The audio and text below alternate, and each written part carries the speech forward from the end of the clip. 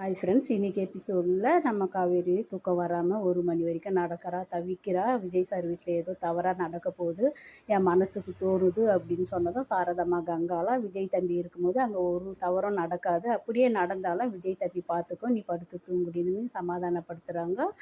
இங்கே காலையில் விடிஞ்சதும் சாரதம்மா கங்காவும் விஜய் வீட்டுக்கு வராங்க. விஜய் வீட்டுக்கு வந்ததும் குழந்தைக்கு உடம்பு சரியில்லைன்னு சொன்னதும் பார்க்க வந்தோம். நம்ம விஜயும் கோவம் எதுவும் எல்லாம் போயிட்டு வாங்க அத்தை உட்காருங்கன்றாரு.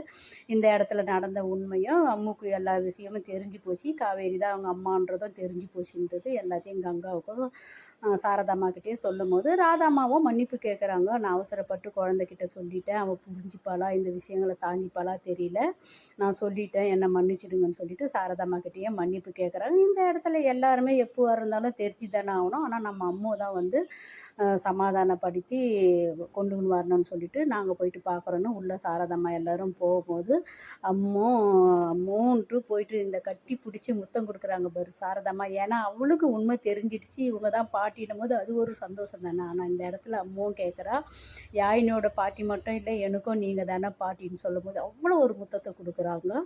அம்மையும் வந்து ஸ்கூலுக்கு நாங்கள் அனுப்புகிறோன்னு சொல்லிட்டு அம்முவை கிளப்பி அனுப்புகிறாங்க. கிளப்பி அனுப்பும் போது நம்ம விஜயும் வந்து இதெல்லாம் பார்த்து சந்தோஷப்படுறாரு. ஏன்னா உறவுகள் ஒன்றா இருக்கும்போது எவ்வளோ நல்ல விஷயங்கள் நடக்குன்றதை அழகாக கொண்டுன்னு வந்திருக்காங்க.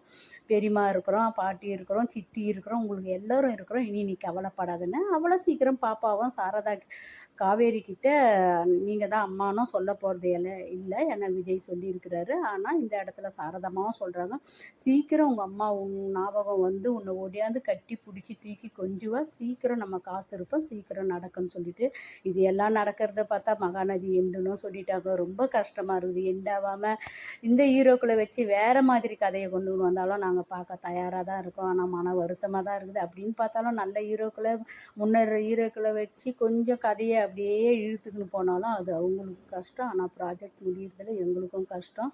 அடுத்தது என்ன நடக்குதுன்னு பார்க்கலாம். Bye by.